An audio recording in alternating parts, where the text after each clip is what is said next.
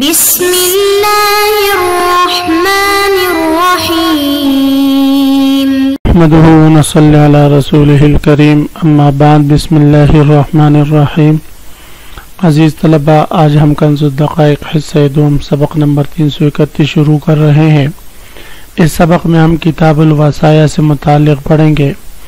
آج کے اس سبق کا خلاصہ یہ ہے کہ مصنف علیہ الرحمہ سب سے پہلے مدیون کی وصیت سے متعلق حکم ذکر کریں گے کہ مدیون اور مدیون کی طرح دیگر لوگ جیسے کہ صبی ہے یا مکاتب ہے، ان کی وصیت درست ہے یا نہیں۔ اس کے بعد پھر دوسرے نمبر پر مصنف علیہ الرحمہ حمل کے لیے وصیت اور حمل کی وصیت اس کا شرعی حکم بتائیں گے کہ یہ جائز ہے یا ناجائز۔ اور آخر میں مصنف علیہ الرحمہ کتاب الوصایا کا خاتمہ ذکر کریں گے۔ خاتمہ فی الرجوع یعنی الوصیت، وصیت سے رجوع کے احکام سے متعلق ہوگا۔ عزیز طلبہ، آتے ہیں کتاب کی طرف۔ سب سے پہلے ہم عبارت پڑھتے ہیں: وَمَلَكَ بِقَبُولِهِ إِلَّا يَمُوتَ الْمُوصَى لَهُ بَعْدَ مَوْتِ الْمُوصِي قَبْلَ قبوله وَلَا تَصِحُّ وَصِيَّةُ الْمَدْيُونِ إِنْ كَانَ دَيْنُهُ مُحْتَبِيٌّ وَالْمُكَاتَبِ۔ وَمَلَكَ بِقَبُولِهِ سے مصنف علیہ الرحمہ یہ مسئلہ بیان فرما رہے ہیں کہ جب موصی وصیت کرنے والے نے وصیت کی اور موصی لہ نے صراحتاً اس وصیت کو قبول کیا تو موصی لہ کے قبول کرنے سے وہ موصی لہ اس موصی بہ کا مالک ہو جائے گا۔ وَمَلَكَ بِقَبُولِهِ اور موصی لہ کے قبول کرنے سے موصی لہ اس موصی بہ کا مالک ہو جائے گا۔ إِلَّا أَن يَمُوتَ الْمُوصَى لَهُ بَعْدَ مَوْتِ الْمُوصِي، ہاں ابھی تک اگر موصی لہ نے قبول نہیں کیا اور موصی فوت ہو چکا اور اس کے بعد پھر موصی لہ بھی فوت ہو چکا قبول کرنے سے پہلے، اس صورت میں بھی یہ مالک ہو جائے گا، وگرنہ بغیر قبول کے یہ مالک نہیں ہو سکتا تھا۔ الا یموت الموصی لہ، مگر یہ کہ موصی لہ فوت ہو جائے بعد موت الموصی، موصی کے مرنے کے بعد، قبل قبولہ اس کے قبول کرنے سے پہلے۔ ولا تصح وصیۃ المدیون ان کان دینہ محیطا، اس عبارت میں مصنف علیہ الرحمہ یہ مسئلہ ذکر فرما رہے ہیں کہ ہر وہ شخص جو مدیون ہو، جس پر دین ہو، اور دین بھی ایسا ہو کہ جس دین نے اس موصی بہ کا احاطہ کیا ہو، تو ایسے مدیون کے لیے اس چیز کی وصیت کرنا جائز نہیں۔ یہی وجہ ہے کہ مصنف علیہ الرحمہ فرماتے ہیں ولا تصح وصیۃ المدیون، مدیون کی وصیت درست نہیں۔ اگر مدیون نے وصیت کی اور اتنے میں دائنین اس کے مرنے کے بعد آ کر طریقہ پر جمع ہوئے تو سب سے پہلے دائنین کو دین کا حق، ان کا حق ادا کریں گے۔ اس کے بعد اگر کچھ مال بچتا ہے تو اس کے ثلث میں سے وصیت نافذ کی جائے گی، وگرنہ نہیں۔ ولا تصح وصیۃ المدیون، مدیون کی وصیت صحیح نہیں۔ ان کان دینہ محیطا، یہ اس صورت میں ہے کہ اگر دین نے اس کے مال کا احاطہ کیا ہو۔ اگر دین نے اس کے مال کا احاطہ نہیں کیا بلکہ وہ کم ہے تو پھر اس مال جو ہے وہ زیادہ ہے، تو پھر اس صورت میں جو دین سے مال بچ جائے اس میں بقدر ثلث یعنی اس مال کے ثلث تک وصیت کرنا یہ جائز ہوگا۔ والصبی ای لا تصح وصیۃ الصبی، صبی کی وصیت بھی درست نہیں۔ صبی کی وصیت اس لیے درست نہیں عزیز طلبہ کہ وصیت ایک تبرع ہے اور ایک عبادت ہے، جبکہ صبی جو ہے وہ تبرعات کا اہل نہیں۔ جب وہ تبرعات کا اہل نہیں تو لہذا وہ وصیت بھی نہیں کر سکتا، لہذا جب وہ وصیت نہیں کر سکتا تو اس کی وصیت کرنا بھی درست نہیں ہوگا۔ والمکاتب، اور اسی طرح مکاتب کی وصیت بھی درست نہیں۔ اے لا تصح وصی المکاتب، مکاتب کی وصیت بھی درست نہیں۔ یاد رکھیں عزیز طلبہ کہ مکاتب کی وصیت کیوں درست نہیں؟ وجہ یہ ہے کہ وصیت ایک تبرع ہے اور مکاتب تبرعات کا اہل نہیں۔ پھر یہ بات یہاں پر ضروری ہے کہ مکاتب کی وصیت کی 3 قسمیں ہیں. ان میں سے پہلی قسم یہ ہے کہ مکاتب وصیت کرے کسی ایسے عین کا جو اس کی ملکیت میں ہو. تو اعیان میں سے کسی عین کی وصیت کرنا اس کے لیے درست نہیں. ایسی وصیت بالاجماع باطل ہوگی.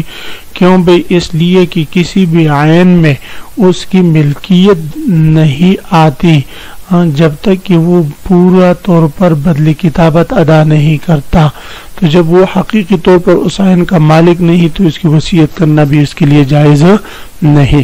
دوسری صورت جو کہ بالاجماع جائز ہے وہ یہ ہے کہ وہ وصیت کی نسبت بعد العتق کی طرف کرے. مثلا وہ کہے جس دن میں آزاد ہوں اس دن جو بھی مال میرے ملکیت میں ہوگا اس کا 1/3 میں وصیت کرتا ہوں فلاں کے لیے. تو یہ وصیت درست ہے. بعد العتق کی طرف اس نے وصیت کو منسوب کیا ہے تو یہ درست ہے بالاجماع. اور تیسری صورت یہ ہے جو مختلف فیہا ہے. وہ صورت یہ ہے کہ اگر وہ کہے میں اپنے ثلث مال کی وصیت کرتا ہوں پھر اس کے بعد وہ آزاد ہو جائے تو وصیت جو ہے امام صاحب کے ہاں یہ باطل ہے. صاحب رحمہم اللہ تعالیٰ کے ہاں یہ باطل نہیں. امام صاحب کے ہاں بطلان کی وجہ یہی ہے کہ یہ تبرع ہے اور یہ تبرع کا اہل نہیں. تو فرماتے ولا تصح وصیت المدیون، مدیون کی وصیت صحیح نہیں. ان کان دین محیطا، اگر دین نے اس کے مال کا احاطہ کیا ہو. والصبی، اور صبی کی وصیت بھی درست نہیں ہے. والمکاتب، اور مکاتب کی وصیت بھی درست نہیں. وتصح الوصیۃ للحمل، اس عبارت میں مصنف علیہ الرحمہ یہ مسئلہ بیان فرما رہے ہیں کہ اگر کوئی شخص حمل کے لیے وصیت کر لے. مثلا کوئی شخص کہے کہ بھئی میرے مال میں سے 1/3 فلاں جو میری بیٹی ہے اور اس کے پیٹ میں جو بچہ ہے اس کے حمل کے لیے، اس بچے کے لیے میں وصیت کرتا ہوں تو یہ درست ہے. اسی طرح اگر کوئی شخص حمل کی وصیت کرتا ہے تو حمل کی وصیت کرنا بھی درست ہے. مثلا کہیں میرے فلاں باندی جو حاملہ ہے اس کا جو بچہ ہوگا اس بچے کی وصیت میں فلاں بندے کے لیے کرتا ہوں تو یہ جائز ہے. حمل کے لیے وصیت کرنا بھی جائز ہے اور حمل کی وصیت کرنا بھی جائز ہے. حمل کے لیے اور حمل کی وصیت کرنا کیوں جائز ہے؟ اس کی وجہ یہ ہے کہ وصیت کی 2 حیثیتیں ہیں. یعنی یہ میراث سے بھی مشابہت رکھتا ہے اور یہ ہبہ سے بھی مشابہت رکھتا ہے. ہبہ سے مشابہت کی بنا پر تو یہاں پر اس کی وصیت درست نہیں ہونی چاہیے تھی. وجہ یہ ہے کہ ہبہ میں قبضہ ضروری ہے اور یہاں پر قبضہ نہیں ہے اور شے موجود بھی نہیں ہے. اور میراث سے مشابہت کی بنا پر وصیت درست ہے. تو دونوں مشابہتوں کو اختیار کرتے ہوئے ہم نے کہا کہ اس کی حمل کے لیے وصیت کرنا صحیح اور حمل کی وصیت کرنا بھی اس کے لیے جائز ہے. بہرحال ان ولدت لاقل مدته من وقت الوصیت، یہ اس صورت میں صحیح ہوگی وصیت کہ اگر عورت بچہ جنتی ہے وصیت کے وقت سے 6 ماہ کے کم مدت میں، یعنی جس وقت اس نے اس حمل کے لیے وصیت کی یا حمل کی وصیت کی وہ حمل اس وصیت کے وقت کے بعد سے 6 ماہ کے اندر اندر پیدا ہو جائے. اگر عزیز طلبہ یہ جو اقل مدت بتائی ہوئی ہے یہ اس صورت میں ہے کہ جب باندی کے حمل ہو یا یعنی عورت کے حمل کے لیے وصیت کی ہو یا کسی باندی کی حمل کی وصیت کی ہو. اگر کوئی اور جانور وغیرہ ہے جیسے کہ بیل ہے اور گائے وغیرہ کے حمل کے لیے اگر کوئی وصیت کر لے تو اس میں 9 مہینے ہیں. تو اسی طرح ہر 9 کی جانور کی مدت حمل جو اقل مدت حمل ہے وہ تبدیل ہوتی رہتی ہے.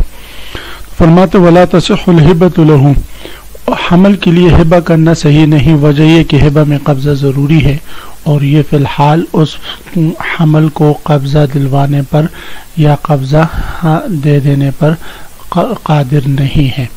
وَإِنْ أَوْصَى بِأَمَةٍ إِلَّا حَمْلَهَا صَحَّتِ الْوَصِيَّةُ وَالِاسْتِثْنَاءُ. اسی طرح اگر کوئی شخص باندے کی وصیت کر لے سوائے اس کے حمل کی تو یہ وصیت بھی درست ہے.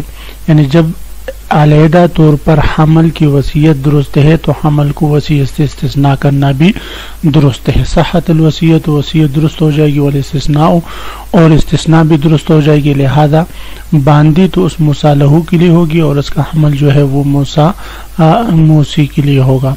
وَلَهُ الرُّجُوعُ عَنِ الْوَصِيَّةِ قَوْلًا وَفِعْلًا. اب یہاں سے مصنف علیہ الرحمہ اس باب کا خاتمہ اور وصیت سے رجوع کے احکام ذکر فرما رہے ہیں. فرماتے موصی کے لیے وصیت سے رجوع کرنا یہ جائز ہے. رجوع پھر قولاً بھی کر سکتا ہے، مثلا وہ کہے رجعت تو میں نے رجوع کر لیا، وفعلاً اور فعلاً بھی کر سکتا ہے. بعض چیزیں ایسی ہوتی ہے کہ جن سے قولاً رجوع کرنا ضروری ہوتا ہے، فعلاً نہیں کر سکتے. بعض ایسی ہوتی ہے کہ جن سے فعلاً بھی رجوع ہو سکتا ہے، قولاً نہیں ہو سکتا. بہرحال تو وصیت سے چاہے قولی ہو چاہے فعلی ہو تو رجوع کریں تو رجوع جائز ہے. فعلی رجوع کی مثال کیا ہے؟ بیان باع او وہب او قطع الصوبہ، کہ وہ اس موصی بہ کو بیچ دے یا اس کو ہبہ کر دے، یا کپڑا ہے جس کی وصیت کی گئی ہو اور اس کپڑے کو وہ کاٹ کر اپنے لیے سینے لگے. او ذبح الشاۃ، یا بکری کی وصیت کی تھی اور اس کو وہ ذبح کر لیں، تو یہ فعلی رجوع ہے اور یہ جائز ہے. والجحود لا يكون رجوعا. اگر کسی شخص نے موصی سے پوچھا بھئی آپ نے اس چیز کی وصیت کی، اس نے کہا مجھے تو نہیں پتہ، انکار کر دیا میں نے نہیں کی، تو لا يكون رجوعا، تو وصیت سے انکار کرنا یہ رجوع شمار نہیں ہوگا جب تک کہ صراحتاً وہ قولاً یا فعلاً رجوع نہ کرے. تو عزیز طلبہ اسی کے ساتھ آج کے سبق کا اختتام ہوا.